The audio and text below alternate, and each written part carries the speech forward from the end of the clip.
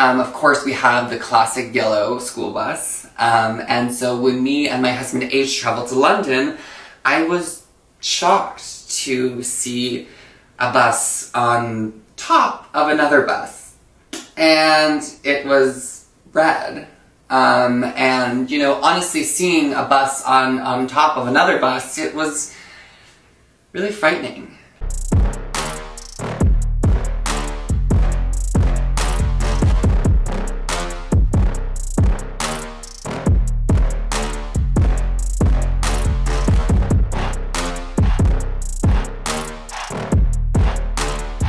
If they ever wanted to do anything meaningful, they should have just shut your mouth. Shut up.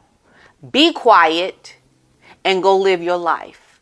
But don't build your brand around hating the family that has fed you. Loving the show. James Corden is a 12-time Emmy winner and the host of The Late Late Show. He's also living proof that a man can move from London to LA and not tell everyone about his frostbitten penis. Please welcome. Okay. Let me make something clear. I, as a member of the British public, don't want you and Meghan there.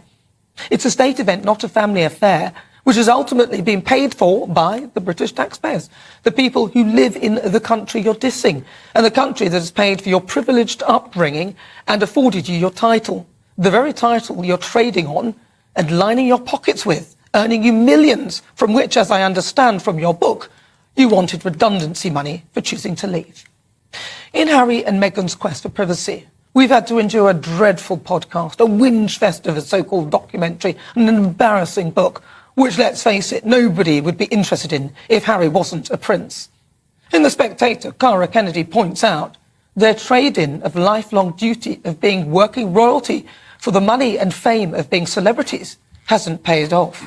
She quotes a Hollywood insider who said, "The Sussexes equal drama. Everybody over here is starting to realise that they never intended on having a quiet life." Well, they're yours now. You can keep them. They've burnt their bridges here. I think he needs to tell his son to stay away from the coronation. I think he needs to do it this week, because the longer he delays, the more that story then overshadows the coronation. You've rightly pointed out, you know, we've only got about 90 days left. We need to get these issues resolved now, so that the world can then focus on the coronation, not on this wretched man. But as I've pointed out in my article in the Express, every Wednesday, by the way, as I pointed out this week, you know, Harry cannot be photographed by the press if he's not there to be photographed. He can't be booed by the public if he's not there to be booed. He can't rat on private conversations if those conversations have never taken place. And you can't have panning shots of, say, him and Camilla or some other such combination if he's not there. And if he is there, he will be the story. If he is not there, that is the end of it. And we can all focus on the coronation. Now, I understand, you know, this is the king's son. Of course he wants him there. But I'm afraid Charles has got to put duty first. And this week, this very week, he's simply got to bite the bullet and say to Harry, sorry, but in the present climate, you cannot come. Served court papers by Samantha Markle, where she's called the two to testify in her defamation lawsuit. According to the Mirror, the half-sister of the Duchess of Sussex has called on Meghan and her husband, Prince Harry, to give evidence in a possible jury trial that could take place in January next year in Tampa, Florida. Specifically, Samantha Markle wants Meghan Markle to be interviewed on camera under oath and then Harry to be questioned separately. She also wants Meghan Markle to retract comments she said about members of the royal family in the Oprah Winfrey interview in March 2021. Samantha Markle, who is American, mind you, wants Meghan Markle to say that Queen Elizabeth wasn't racist and neither is King Charles. Samantha, who shares the same father as Meghan, wants her sister to answer 23 questions as part of a discovery period to be used in the trial. The papers filed on Friday detail how Meghan Markle made false and malicious statements about her sister in the couple's infamous interview with Oprah Winfrey. Samantha Markle is suing for over 100,000 Australian dollars in damages, claiming that interview ruined her reputation and she was left with humiliation and hatred.